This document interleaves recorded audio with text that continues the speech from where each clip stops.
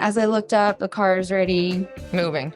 exactly. I guess my friend shared with me that I did try to step back in to hit the e-brake and I got caught up under it. We're about over 35, 40-foot mountain cliffs, so. You went over a 35-foot cliff? Yeah. My friend also went over. She was buckled in still on the passenger side. You were very, very lucky to be alive. Yes, very lucky. I was told it was like 1 millimeter away from hitting a main artery. Welcome to the Clear Pod. I'm Monica Pena, your host, and today I'm joined with Marrisa Morgan, a professional entrepreneur and just amazing human who's here to talk to us about her experience with cannabis. So you moved here in 2018 because of cannabis, is that why? Okay. And was the plan to like get a job in the cannabis industry? No, to become a patient. Okay. Yes. Okay. So you wanted to use it for yourself. Yes. I was on 5 different pharmaceuticals and psych meds that I had weaned off of.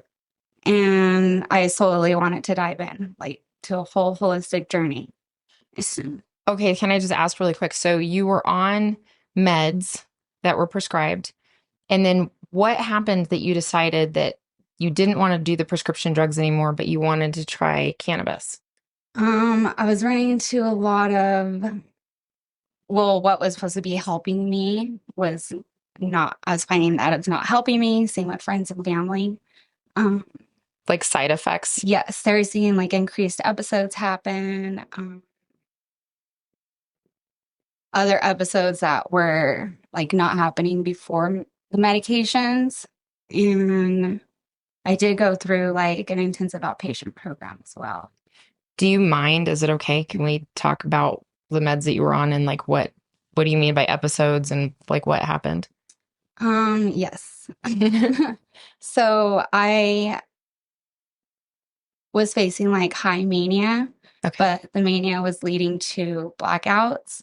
So I was finding myself places and not knowing how I ended up there. Wow. So That's it's like a very scary. scary feeling. Yes. Yeah. So it started like with that, okay, something's wrong. I want to seek help, So did seek medical help and went through an IOP program for 7+ weeks, going through IOP is what? an intensive outpatient. Okay. Yes. Yeah. Going through course group therapy and one-on-one therapy, and along with meds as well. But for some reason, like these meds I was put on were like my nightmare. Oh my gosh. Yeah.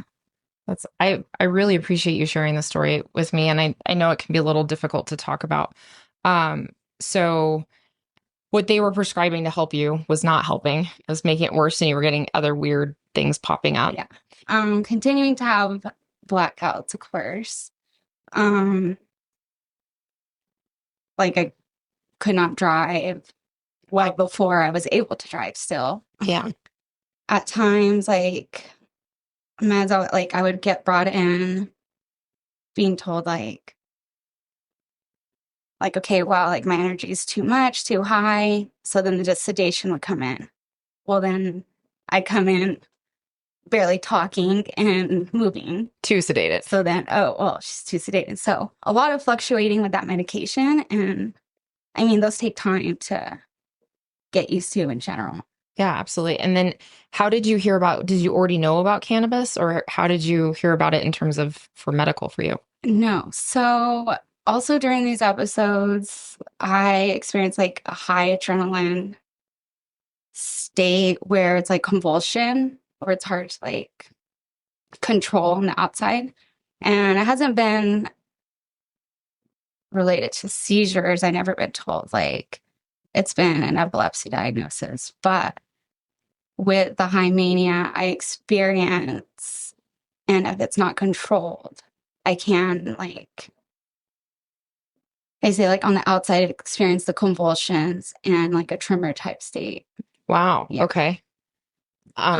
So then my husband and a friend at one point experienced or had cannabis around and had me consume it, and it helped calm me like instantly. Wow. and brought my like mind state back to like reality instead of like consciously drift while my physical body was there. So it's kind of like where it started. So As far normally, as like, okay, wow, like this like this plant medicine like helped instantly. Of course, again, being in Texas, they're not going to be for it. Like, oh, you want to get off your meds and just use plant medicine? yeah, it's hard for people to conceptualize. Well, and it's interesting too, because you think cannabis, oh, you get high, you get spacier, you get more outside of your body. But for you, it was grounding It was very grounding. and immediate, not Immediate. 6 to 8 weeks of trying to figure out, like, is this the right dosage? Is this you just No. like immediate relief? Yeah. I have a wide variety of friends and family that like witnessed that too. And they're like, wow, like this is, it's, I don't know what it, well, like the word be, of course, amazing, but it really is like awesome to like have that to know, guarantee that like that's going to help. And life changing, Of course. right? Like if that was affecting your life every day, Mhm. and then to be able to just have something that so simply, so easily, no crazy side effects, you feel better. Mhm. So you packed up, moved to Colorado because it was legal in Colorado. Is that why? Okay. And then And then, yes, February 2018 moved here. July 2018, I experienced a traumatic car accident. mm, So, of course, I moved here, moving to gain a relationship for it for mental purposes. Um, of course, for my own personal reasons after going through another route. um, but then the car accident happened. And then there I was wanting to learn about how it can help me physically now for my pain and chronic illness. so you were injured pretty badly in the car accident. Yes. um, yeah, honestly, like the way I explain it as a freak accident. A friend and I were already kind of up in the mountains in Rye, Colorado. So a little steep in the area we're in. And I mistake putting the car in park and was just like, I don't know, I guess like just in between enough that it was still in reverse and not fully in park, but it was like in a reverse area. And as I looked up, the car is already just Moving. moving. Exactly. And yeah, so I guess my friend shared with me that I did try to step back in to hit the e-brake, but with it being in that steep state on the road, like in a mountain type, it just had more control, of course. Yeah. And I got caught up under it. Oh my gosh. So I was thinking car accident, like you were on the inside of the car. You were not. You were like you were rolled over by your car? Yes. Oh my gosh. So I know it sounds, I know, like I guess I ran myself over. Like I was the reason for that, of course. That's why I said it's like a freak accident. Yeah. Yeah, so I did get caught up under, dragged through barbed wire fence. Oh my gosh. It pretty much took off a lot of this left arm. I do have a scar. um, we're about over 35, 40-foot mountain cliffs, so that's about the feet I went over. You went over a 35-foot cliff? Yeah. So I splatted black and blue. My friend also went over. She was buckled in still on the passenger side. Um, Again, from what I remember her saying, you know, the way it landed over wasn't any her getting any injured type. She was still, Because she was seat belted and she was in the car and the door was closed. yeah. So a much safer of a scary situation. I mean, you were very, very lucky to be alive. Yes, very lucky. I was told it was like 1 millimeter away from hitting a main artery, which I'm very grateful like that, but that wasn't the case. Yeah. Yeah, my friend shared, she like I was just shouting out to her. She found me and put my arm in an ice chest. We were in a remote area also. So with the road being, of course, up, and we were just kind of like in a filled remote area.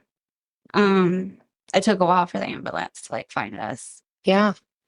She ended up actually like physically crawling up that mountain to like wave them down because they just were not finding us at all. Um, I know this is a crazy story. Oh my Again, it's all goodness. just like I just know from being told of what my friend has shared. Right. Um, I mean, this is just so much deeper than, I mean, because when we talked before, you had mentioned you were in a car accident in 2018 or it was 2018, right? mhm. And car accidents happen a lot, but this was not anything like what I had imagined. And so, so lucky to be alive. You were in Colorado and then you started your healing process. Yes, of course. Went through the traumatic surgery. My friends and my mom were very adamant advocating for me that I was holistic. Like on my charts, I guess it showed I was on meds and I had weaned off. So they're gonna like start pumping them all back in me right after I just weaned off.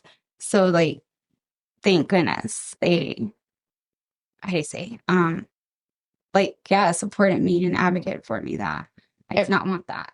And were the doctors pretty understanding that like that wasn't the route that you wanted to go? Yeah. That's great. And then of course pushing pain meds and stuff after the surgery I went through. Um, but I did not want that. I don't want any of that. Yep, dove into research over what can help, and CBC cannabinoid and CBN cannabinoid was like my go-to one with helping repair like my bones and stuff and growths of muscles. Um, Something with CBC can help strengthen all that during growth, and then the CBN to help with the spasms and what I faced as well, like that cannabinoid itself. Was very helpful even today still. Yeah, that was going to be my next question. What does your regimen look like now? Like, are you still on CBC and CBN and Yeah. and then for your mental health, what's your regimen there? I do take edibles daily throughout the day, and I treat it as if I was told by a pharmacist, take this 2 to 4 hours, with the meal, but not a meal, always with the meal, of course. So definitely when I wake up, I take at least a 2.5 to a 5 milligram edible. That's kind of like, for me personally, treating myself for my mood stabilizer. Right. And then I do salve, like a topical, like lather it all over my back because I did end up with the lower shattered back. And of course, the surgery throughout the arm. So I'm in pain daily. But I mean, I get through it, of course. I mean, but looking at you, you would never know that you had had that much trauma to your body because I feel like a story like that, like you're lucky to walk, a shattered back, like, I mean, and it's amazing. And you're able to kind of control all of it with cannabis. 100% with cannabis, yes. That's incredible. Yeah, so definitely lathering a bunch of topical on my back. I'm a big believer in the transdermal patches as well. I always have one on each foot. So I definitely stay medicated and help with the pain-free day. Well, and I think that's an important distinction too, because 2.5 milligrams to 5 milligrams, you are medicated every day, but that's not being high. No. Like, do you even do you feel high? Like, or No. you don't even take that much? It's like, it's essentially a microdose kind of. Yeah, definitely don't feel high. And with the way I'm using it, going in internally through the blood and veins, it's targeting all my pains. So with me, if I'm kind of like slouching or hunching, like I'm feeling pain in that lower back, but it's helping me standing up straight and tall and not feeling that pain.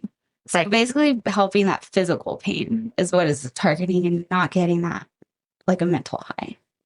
And do you have, were you able to connect with like a medical professional in Colorado who could kind of help you with dosing or what to try? I just go and have conversations with my medical doctor that gives me my medical cannabis card. Okay. Yeah.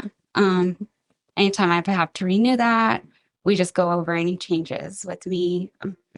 She has all like my surgery papers on file on top of mental papers on file. So So We you, just stay up to date with everything. Yeah. so And if I not have any changes, she does, of course, update it. But my actual, like, a physician, they themselves as well have in their records only